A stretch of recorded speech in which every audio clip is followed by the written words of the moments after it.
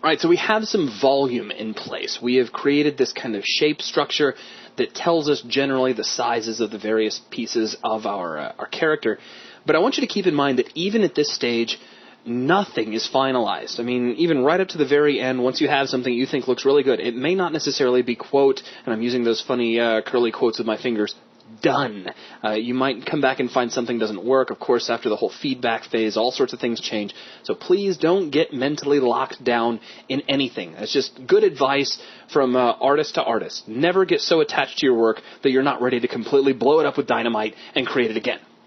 Okay, so we've got this volume in place. Let's now create the first of what is going to become a series of outlines. And through this outlining process, step by step, we're going to start to see the shape of this character really start to come through. And all we're doing is tracing around this volume structure we've created. And the cool thing about this is while we do it, we'll be able to say really quickly and easily, maybe the sphere that I drew for the forearm here isn't really working. Maybe it was drawn a little too small, a little too long, or whatever. And we can go back and make changes if we like, or if you're comfortable with just drawing around and updating your drawing as you go, you can just draw around them like I was doing earlier.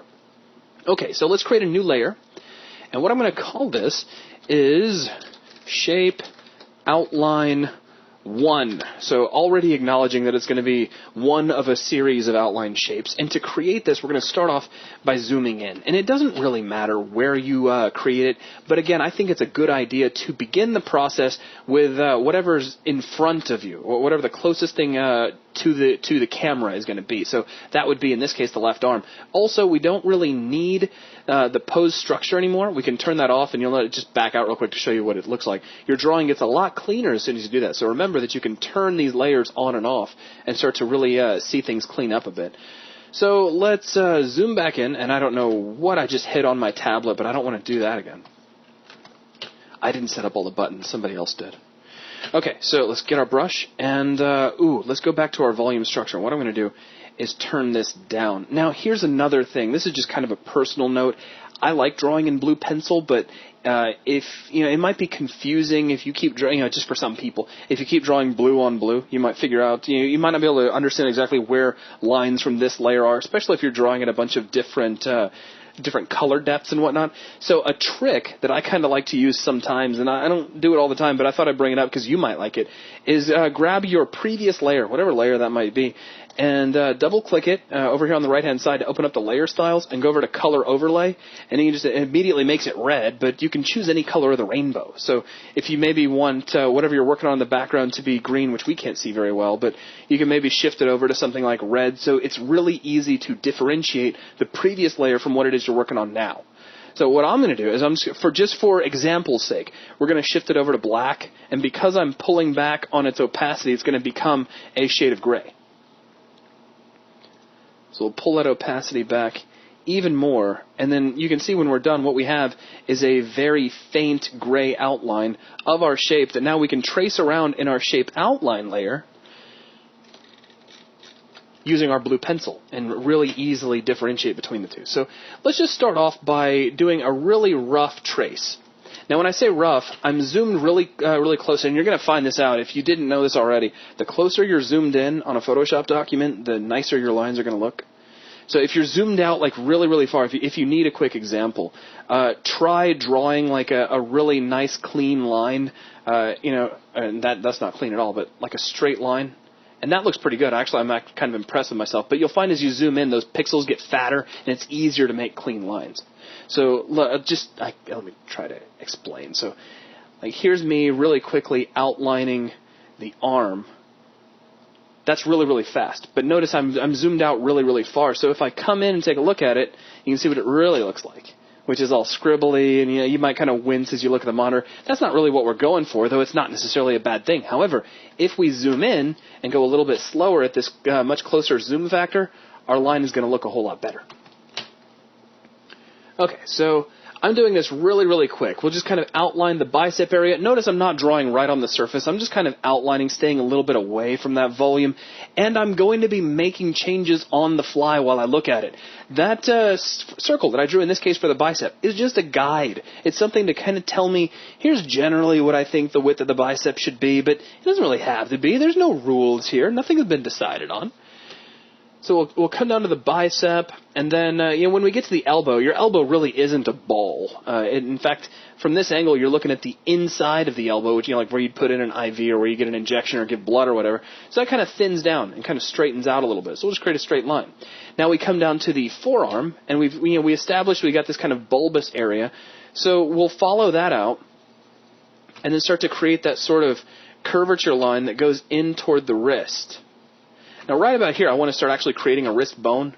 So we'll curve that out and curve it back in. So you can actually create some sort of a bone knob there.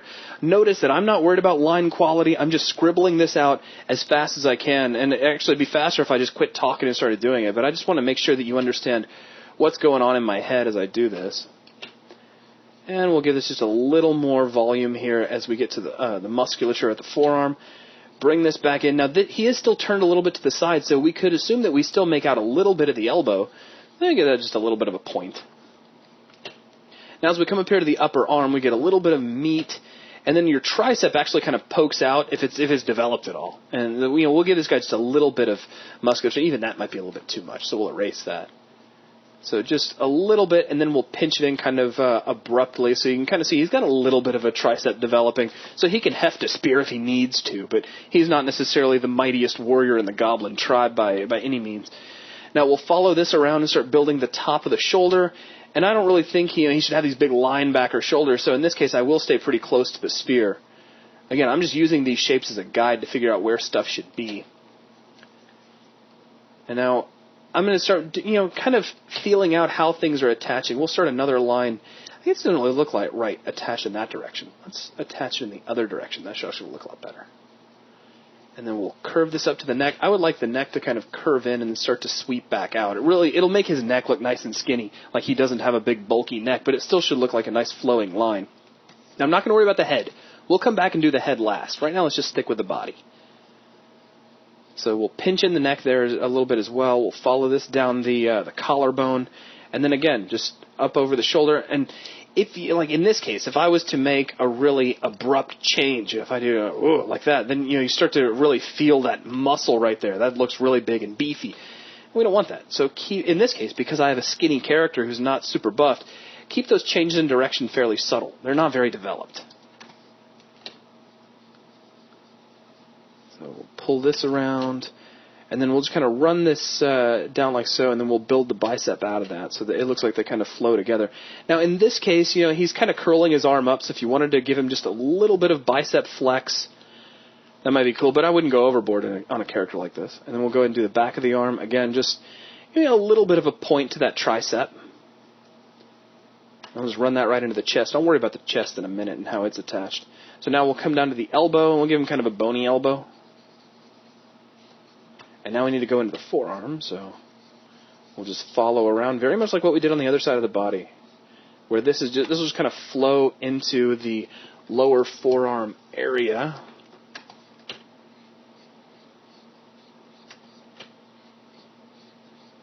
So I'm drawing in all these little tiny strokes, and to me that's just a nice fast way to draw. It may not work for everybody, but that's okay. We won't be doing that with our final, that's for sure. All right, now we'll kind of again bulge out that forearm muscle a little bit because he is curling that arm up a little, and then just create a really nice little curvy attachment right there where the arm comes together. Okay, looking pretty good so far. Now let's take a quick look at the hand.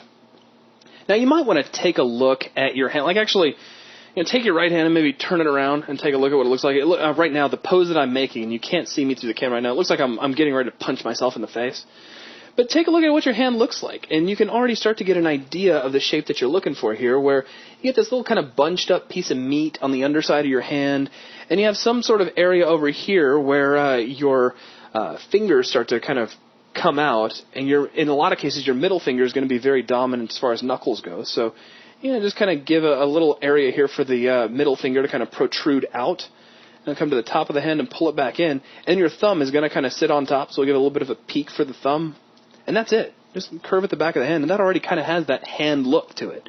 And all I did to figure that out was just take a look at my hand. Again, just draw back like you're going to punch yourself right in the nose, and take a look at the outermost outline that is formed by your hand. And you can already get an idea for that.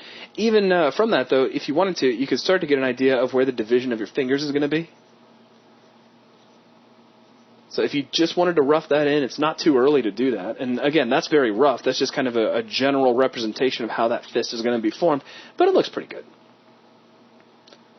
Again, very oversized hands, but I think that goes pretty well with the look that we decided on earlier. So, looking okay so far. If at any point you want to, it's not a bad idea to turn off your volume surfaces layer and take a look at what that line drawing is looking like. And you'll see that it's really kind of starting to come together. I mean, that looks like a pair of arms. So, hey, cool. Let's go ahead and bring the volume structure back in, though, and let's zoom back in and get back to work. So the chest over here will, again, outline that pectoral area and pinch that in. Let me pull that back out just a little bit. I also wouldn't mind at this point starting to kind of develop the chest structure. So let's pull that down on the rib cage. I'm trying to find a nice, healthy zoom factor that works well at 1020 resolution or 1024, which is tricky. But, your pectorals kind of come up with your sternum. They're not like a flat line across the front of your body. So what we'll do is we'll create a line that kind of curves up here and kind of curves down on the other side and just bring that up. And all I'm doing is very generally outlining where the pectorals are going to be. We could even start to show that line a little bit. We could show where the collarbones are going to meet. And it's just making it up. I mean, it looks all right. You could always check with a physical reference, look at pictures of collarbones and whatnot. I'm able to pull this particular shape out of memory because I've drawn a couple. If you can't do that, by all means, open up like an anatomy book. Because you're going to find right there in between your shoulder blades, you got that part where your rib cage and your sternum come together, which forms that little niche, and then your collarbones kind of grow out from that. We could go ahead and start doing the veins at the neck, or the tendons that hold your neck in place. Just keep it very general. Don't worry about getting into the specifics just yet. All right, so now let's go back to outlining. And I don't want his belly to get too much bigger than it is. In fact, I'm going to take one zoom step out to make sure that I like the direction we're going with the belly so far. I'm going to kind of flatten out what we've got down here and then curve that back out. We got that kind of big belly. And then we'll just follow that right over here back into his side. I'm not quite sure I'm sold on the position I had for the belly button. I almost wouldn't mind moving it down a little bit, but I'll come back to that after I've had time to think about it. So now let's come back over here to the love handle, which I'm going to move upwards just a little bit. And I might also shrink it down a little. So, he's kind of thin and kind of skinny up here in his upper body, and most of the fat is just really centered right here on his midsection. Like, he does get around. He gets his exercise for the day. He'll walk around and hunt for, squirrels or rabbits or whatever. But at the end of the day, he really does like to sit down and, just hang out around the campfire. So we'll keep that love handle kind of low and then just pinch him in just a tad sooner.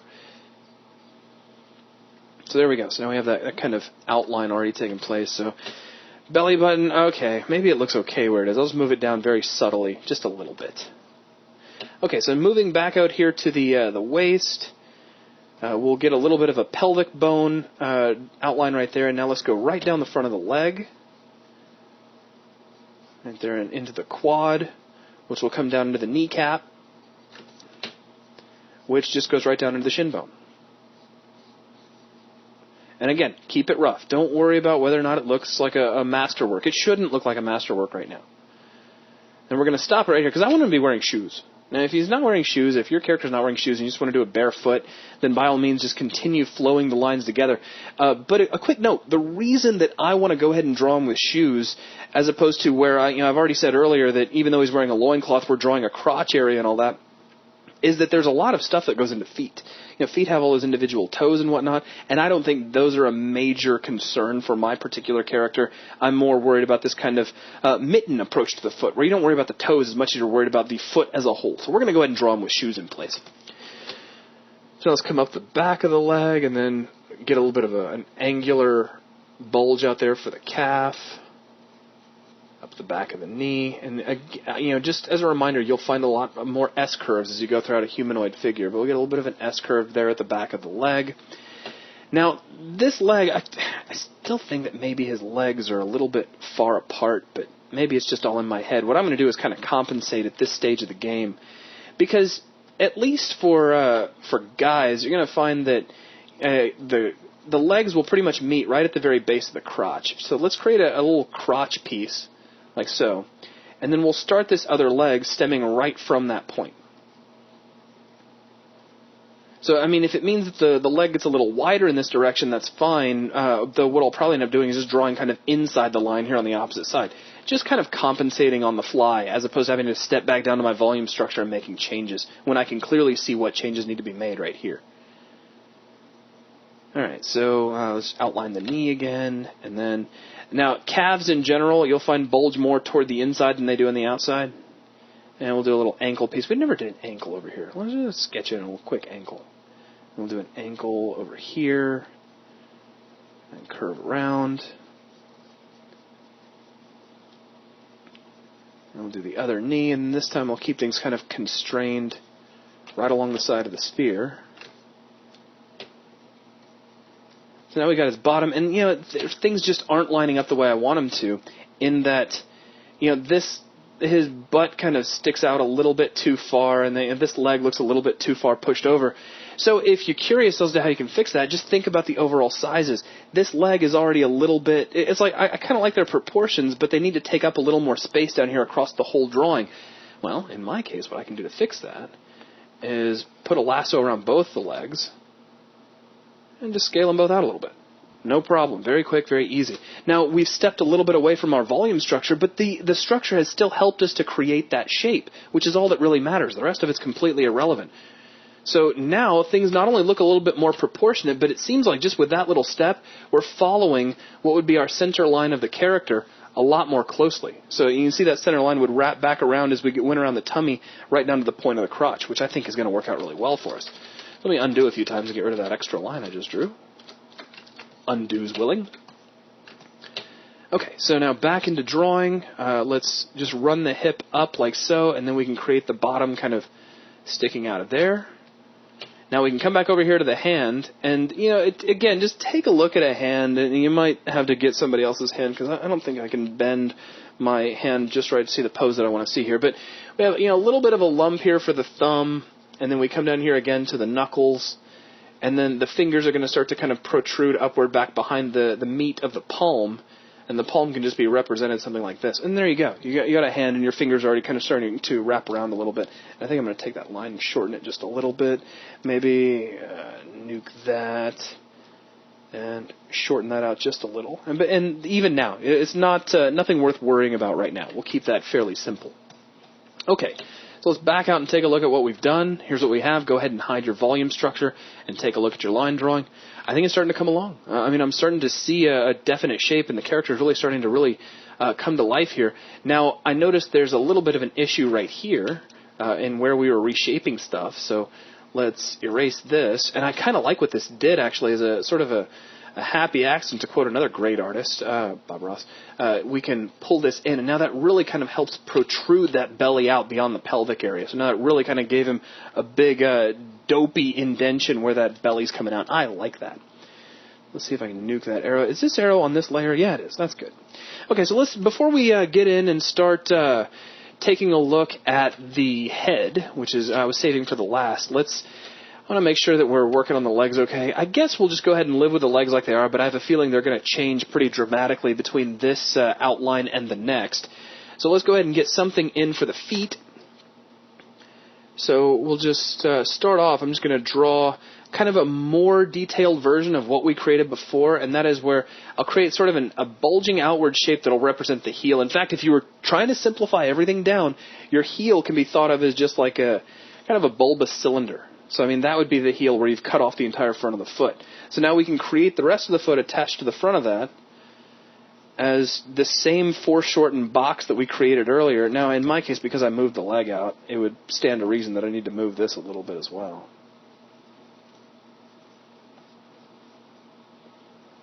So we'll pull that out. And, again, we got to keep in mind that this is rough, so don't worry about it. And we can remove the inside of that cylinder. That was just there as kind of a guideline to show us where pieces should go. What I'm going to do is pull a line here across the toe, and that's going to really start helping you see that part of this foot sits in front of the other part. And I'm still not feeling that, so what I'll do is I'll take the arch and narrow it down a little bit, and you can really kind of start to feel that foot coming in. Don't be afraid to sit here and play. This curvature we have here at the top of the foot I think was a little too pronounced, so we'll shorten that up a little bit. And we'll attach that a little bit earlier, clean off some of these extra lines. Maybe clean up some of this. But I'm not going to get too carried away making this look good. As long as I can understand it, it'll work for the next stage of outlining. Okay, so now the other foot. We'll start here, and we'll create the top of the foot, kind of arcing outward. Let's create the heel, kind of coming down the same way, and it looks like already I've arced it down just a little bit too much. So I'm going to start it just a little bit higher. And we'll follow a very similar structure, of course pulled back just a little bit to account for some of that reshaping that we did a second ago. And I'll give that a little bit of an arch. And maybe that's a little bit too high there, so I'll just do a whole bunch of scribbling to shorten that out and then get in with my mighty eraser. Another reason I like Photoshop is that you're kind of working with the world's only perfect eraser, and that it doesn't leave dust behind, it doesn't leave any pencil fragments or anything. You really are erasing, and that's fantastic. All right, so let's hide the volume structure and take a look at our feet. Really starting to come along. The only thing I'm not liking is this right in here, and I think it's really that what I'm looking for is for it to come out and then arc up a little bit more like so, and then just flow that in. So again, just keeping it very general. If you don't like something, erase it and work with it again. Maybe soften up this calf muscle a little bit. I do like the idea of his legs being kind of stocky and a little bit muscular, because the idea is he walks around a lot. He's an outdoor kind of goblin, and we can start doing here's where his kneecap is going to be placed. There's where the muscles in his legs, where you got the quad. A little bit of separation there. We can do the same thing over on this side of the leg. Pinch in for where the back of the knee is going to come into place. Do a little bit of a line underneath the kneecap. Trying to get too carried away here. But anything that you want to do at this stage that might help you later, it's not too early to just kind of sketch this stuff in. It can help keep you kind of in line as you progress further on.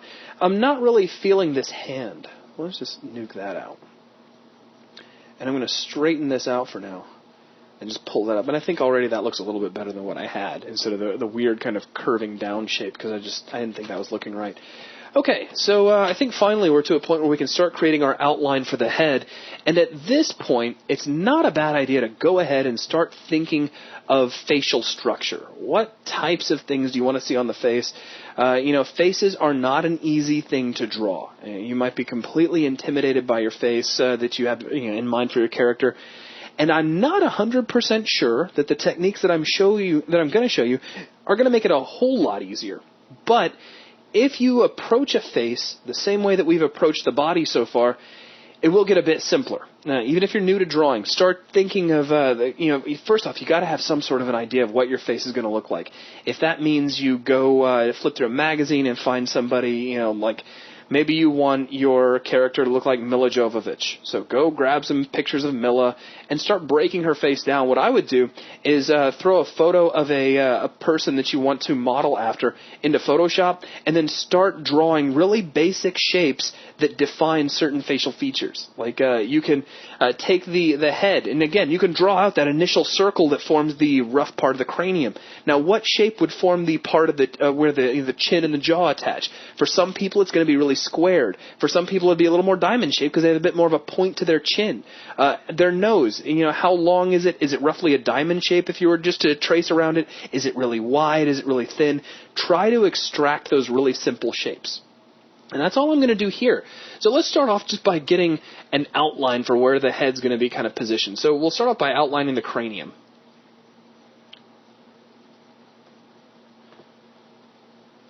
And we'll pull this all the way back down to the back of the neck. And now we'll outline around the cheeks as well. And I would kind of like him to have a little bit of a pointy chin as opposed to having this sort of rounded, like he should have a double chin. Because, he's really skinny in the upper body. So we might as well kind of stick with that, and we'll point his chin out a little bit. So as I come around, we'll just create like a little elbow piece right there, as opposed to keeping it all nice and round. Now, because we've got this sort of ball that's right toward the front of our head, I'm just going to follow this around and create a very simple jawline. And this is all very simplified, and I'm already not liking how high up this cheek is going. I'm already seeing problems here that it looks like maybe somebody hit him in the head with a softball, and he's really kind of swelling up right there. So let's bring this down. Now here we're going to at some point need an eyebrow. So if you want to have a prominent brow, we can pull that out a little bit. Now, I'm already, I can kind of envision some of this character, and how am I doing that? Well, take a look at where some of these two spheres might cross. In fact, let's do it this way. You already kind of see where I'm going. Now let's talk about a little more about how I'm going to get there. Let's take the shape just for starters and make it into a single shape. So it's no longer two spheres. It's this one kind of pinch jelly bean shape. Now let's draw some center lines down that. Let's say it comes in here, and then it would have to come back up and then wrap around through there. Now, where do these two spheres meet? They would meet at a line that's something like this. And even that really is enough to work on. We can actually start building a facial structure just from that. Now, I don't want to get too carried away. So here's what we're going to do. Just to make things a little bit easier as we progress and make things maybe a little bit easier to read, I'm going to stop with the facial work right here as far as this layer is concerned. As far as shape outline 1 is concerned, we'll stop with the face right there because already we've got some nice structure in these lines. And you can kind of, if you envision this as a face in your head, you can kind of see, you'd have eyes that were somewhere in this general area. You can see probably where you would put an ear, that sort of thing. So let me see if I can step back and undo all of that. Let's stop here with the facial features. And in our next stage of the outline process, we can start bringing in some of those basic shapes and start creating that head, which I haven't decided yet, we might actually end up creating on a separate layer just for clarity's sake. So for now, let's stop this here. Let's hide out our volume structure, and we can see this shape for our character starting to come in place even at this early stage of our very, very first outline. And I think that's going to wrap things up for this video. In the next video, we're going to go back through the outlining process, but I think I'll actually start with the head and start forming some of those basic shapes that will form our facial structure.